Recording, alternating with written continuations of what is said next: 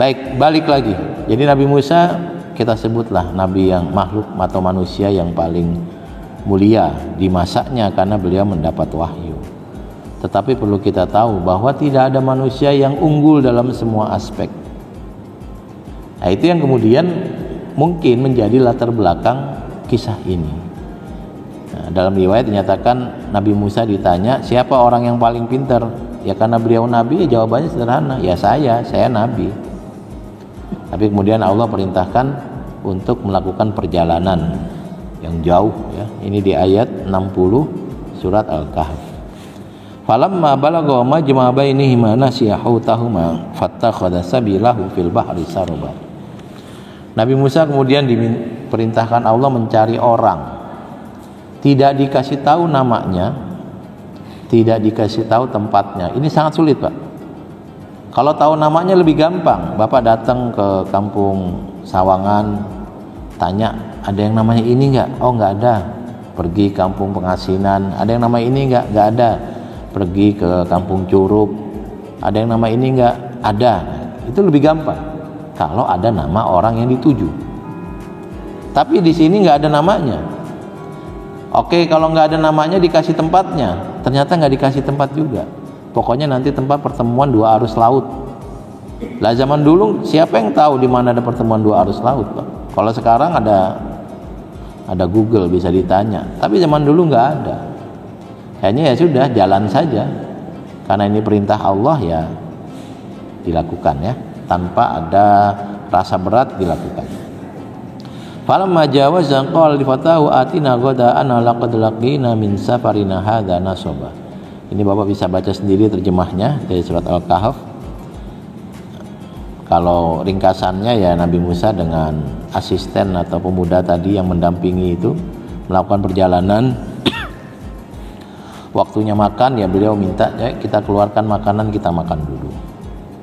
Nah, ini perlu diingat bahwa nabi-nabi itu semuanya adalah manusia, Pak, ya. Memahami nabi di luar konteks kemanusiaan itu tidak tepat, ya. Ya, manusia itu artinya ya lapar, ya punya rasa takut, dia punya rasa sedih, punya rasa gembira, bahkan juga tertawa. Nah, di sini Nabi Musa harus makan. Kemudian qala ra'aita id awayna ila sakhati fa inni nasitul hut wa ma ansanihu illa syaitan wa an adkurah wattakhadha sabilahu fil bahri ajaba. Singkat kata, Nabi Musa bertemu dengan laki-laki yang dicari. Fawajada 'abdan min ibadina atainahu rahmatan min indina wa 'allamnahu min ladunna ilma. Kemudian keduanya Nabi Musa dengan pemuda tadi bertemu dengan hamba. Nah, hamba yang kami berikan rahmat dan ilmu langsung dari kami. Bapak dan Ibu sekalian, ini ada dua hal yang menurut saya menarik untuk dipelajari saat kita membaca kisah dalam Al-Quran. Yang pertama, Al-Quran itu kisahnya itu tidak fokus pada tokoh, Pak. Al-Quran itu tidak fokus menyebut nama, tapi fokus pada hikmah di balik kisahnya. Di sini nggak disebut nama orang yang dicari. Fawajada 'abdan min ibadina. Dia bertemu dengan hamba, nggak disebut namanya. Tapi karakter manusia kayak kita penasaran, Pak. Pengen tahu siapa nama hambanya. Al-Quran tidak menyebut, Nabi tidak menjelaskan, maka bertanyalah orang-orang kepada kaum Kristen, Nasrani dengan Yahudi. Lalu muncullah penjelasan-penjelasan. Karena nanti di sini juga ada kisah Ashabul Kahfi, pemuda-pemuda itu nggak disebut namanya, Pak. Lalu ada anjingnya yang menemani, itu nggak disebut namanya. Tapi kita penasaran, kita tanya. Al-Quran tidak menyebut nama, Nabi tidak menjelaskan, tanyalah pada orang-orang ahli kitab. Nah, dari situlah muncul yang disebut Israiliyat, kisah-kisah yang ada dalam Bible yang masuk dalam tafsir. Karena kita penasaran, Pak, penasaran. Padahal Al-Quran menghendaki kita fokus pada hikmahnya, moral behind the story-nya, fokus ke situ. Tapi kita lebih fokus pada sosoknya. Misalnya saya ceritakan, ada ustadz yang poligami. Ini nggak tahu apa penasaran atau enggak. Tapi orang apa? Siapa Sat? Namanya Sat. Kalau ini inisialnya, ciri-cirinya apa? Padahal fokusnya itu bukan masalah siapa atau apa, tetapi ada suatu kejadian. Nanti ada kisah lagi tentang ada seorang pejabat yang melakukan judi online, ketangkep.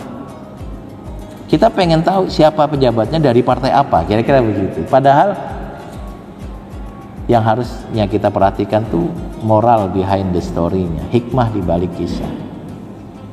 Baik. Nah, kemudian riwayat yang populer namanya laki-laki ini adalah Balia bin Malkan Abul Abbas, yang dikenal Al-Khadir, Nabi Khidir. Nabi Khidir yang populer di kita, Pak ya. Itu dari mana namanya? Namanya bukan dari Al-Quran, bukan dari Nabi, tapi dari sumber lain. Apakah benar atau salah? Nabi bilang, la tusaddiquhum wa la tukadzibu. Informasi yang berasal bukan dari ayat Al-Quran dan bukan dari hadis bisa benar, bisa salah. Kalau kita bilang itu salah, belum tentu, jangan-jangan betulan. Kalau kita bilang itu benar, belum tentu juga, jangan-jangan itu salah. Baik, jadi fokusnya kita pada cerita, tetapi orang penasaran, akhirnya mereka bertanya, termasuk kita juga penasaran. Bahkan nama anjingnya Ashabul Kahfi juga dicari. Ini Bapak dan Ibu, ini kalau kita baca surat Yusuf, itu ada kisah Nabi Yusuf digoda sama istri majikannya ya. Itu ceritanya nggak nyebut nama, Pak. Nabi Muhammad nggak nyebut nama, Al-Quran juga nggak nyebut nama. Tapi kita penasaran, maka muncullah nama Zulaiha atau Zulaikho. Tapi riwayat yang ada bukan cuma satu, ada yang bilang Zulaikho, ada yang bilang Ro'ail, ada yang bilang Ro'ail. Terus yang mana? Ya mau diterima silakan, enggak juga silakan. Karena fokusnya bukan pada nama, fokus pada kisahnya. Fir'aun zaman Nabi Musa kejam. Nanti ada lagi orang yang kejam seperti Fir'aun walaupun bentuknya beda. Ya contohnya sekarang, orang lagi ngantri bantuan ditembak-tembakin, orang lagi ngungsi di rumah sakit dibom. Itu kan sama dengan Fir'aun, Pak. Ada salah satu menteri di sana yang menyatakan laki-laki dan perempuan Palestina dipisah saja supaya kita ketika berperang gampang nembaknya. Ini ngomong apa ini? Ini kan membunuh laki-laki, membiarkan anak-anak dan perempuan, sama dengan yang Firaun kan? Nanti akan ada lagi yang kayak gini, cuma bentuknya beda. Ada yang tingkat lokalistik, cuma di daerah tertentu, cuma di negara tertentu. Ada yang berlaku global. Nah, kita fokus pada cerita. Tapi lagi-lagi karena kita penasaran, nyari namanya muncul. Lalu dapatlah kita Zulaikho, perempuan yang menggoda Nabi Yusuf. Ceritanya bersambung. Zulaikho menikah dengan Nabi Yusuf. Dari mana tuh cerita itu? Nabi Yusuf menikah dengan orang yang pernah menggoda, yang tidak setia pada suaminya. Tapi populer Pak, jadi doa Pak ya.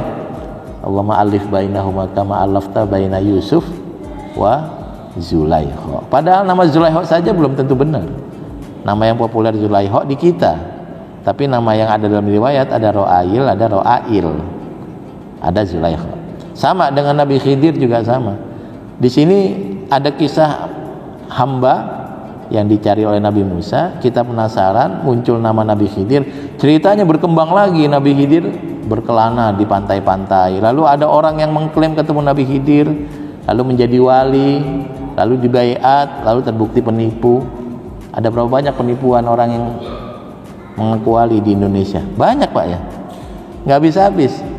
Ada yang mengaku sebagai Gus, bisa ngobatin kerisnya nyala, ternyata penipu.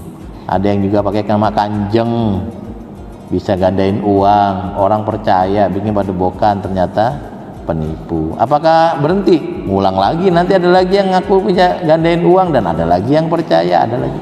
Karena memang cerita akan selalu mengulang, Pak. Maka fokuslah pada ceritanya, jangan fokus pada orangnya. Jadi jangan menganggap bahwa kisah ini akan terjadi sekali, enggak, berulang lagi. Fir'aun akan ada lagi, Ashabul Kahfi akan ada lagi, di mana orang-orang yang punya idealisme tinggi lalu bisa amar ma'ruf nahi mungkar, lalu mereka tewas akibat amar ma'ruf nahi mungkarnya. Akan mengulang terus gitu kira-kira.